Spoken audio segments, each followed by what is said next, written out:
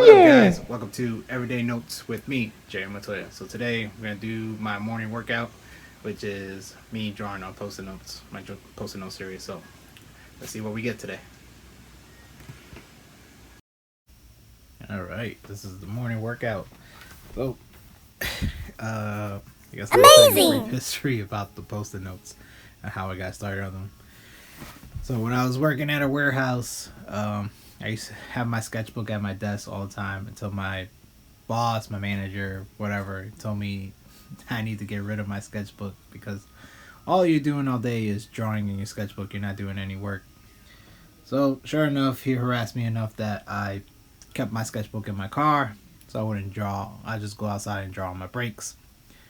Anyways, one day, one of my coworkers asked me to. He told me he didn't believe I could draw.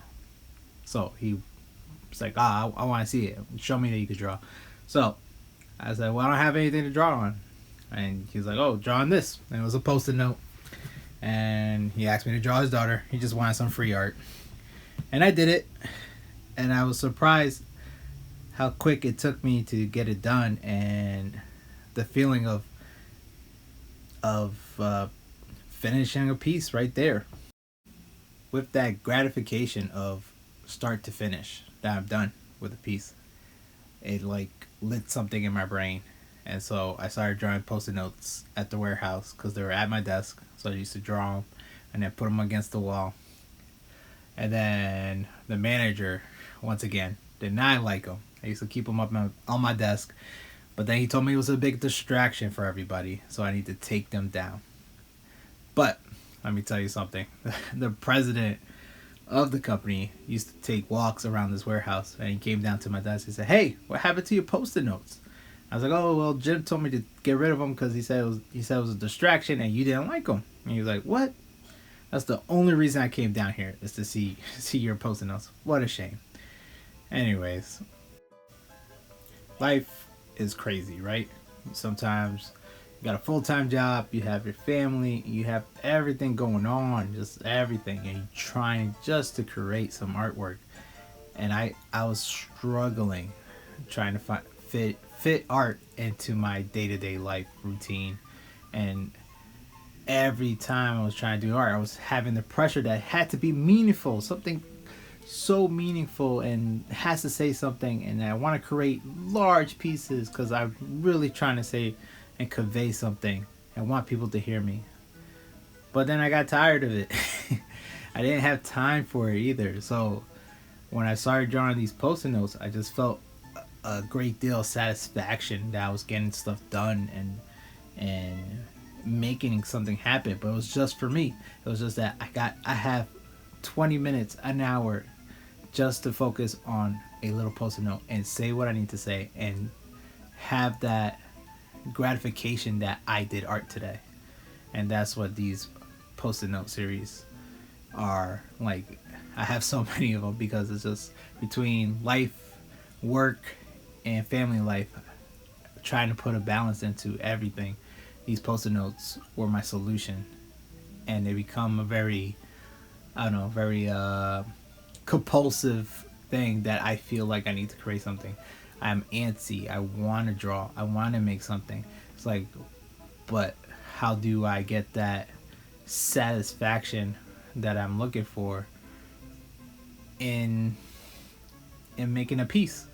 And these post-it notes were the answer. It's just something I do, and I didn't think anything of them. I really didn't think anything. It was just something that I really enjoyed doing for myself until I started showing them in shows. I mean, the first time I had a guy come over, a curator come to my house, because I don't have a studio. My house is my studio. Curator came to my house and he was just asking to see my drawings. So I set up all my drawings, these large scale drawings, all this stuff. But he just wanted to look through my sketchbooks and ignored all the other drawings that I had in the house. And so he told me that he was a little disappointed. He thought I had more stuff, and they're like, I have so much stuff here. What do you mean? Like, just look around. And I was like, I don't know, man. I have a box. He's like, a box? So yeah, I was like, I have a box. Like, it's full of post-it notes. He's like, what do you mean full of post-it notes? I'm like, it's full of post-it notes. So I give him the box, and he was like, whoa. It's like, how many do you have? I was like, I don't know, I don't keep count. I mean, at that time it was like about 100 and something, but he was like, can you make more? I was like, yeah, sure. So sure enough, I showed him at a show, and I was like, oh, I think I could push this even further. It's like, how can I do this? I want this overwhelming feeling of somebody that's crazy about drawing and celebrating the joy of drawing. Making something out of nothing has always been my thing. I used to tag up walls and draw on cat litter boxes and spray paint cardboard and all that stuff, and making something out of nothing. And like, these are the post-it notes. I mean, when I was growing up, people constantly told me I was gonna be nothing. I am nothing, but I damn sure was gonna be something, and I was gonna make myself somebody that people consider nothing into something special. And these post-it notes are a perfect reflection of that. They are something so disposable and so like everyday use, and you never think about anything else but putting a random note on it. And I really explore that idea through these series of portraits of me, self-portraits of me, my kids, and my wife. Like, I'm exploring that idea of a thought that I had in my head that I'm like, oh, you know what? I really want to draw this today. I need something to draw. I need to draw something. Why don't I draw my kid? Why don't I draw that? I'm thinking about my wife today. I'm thinking about my son today. I'm thinking about my daughter today. I'm thinking about my dogs.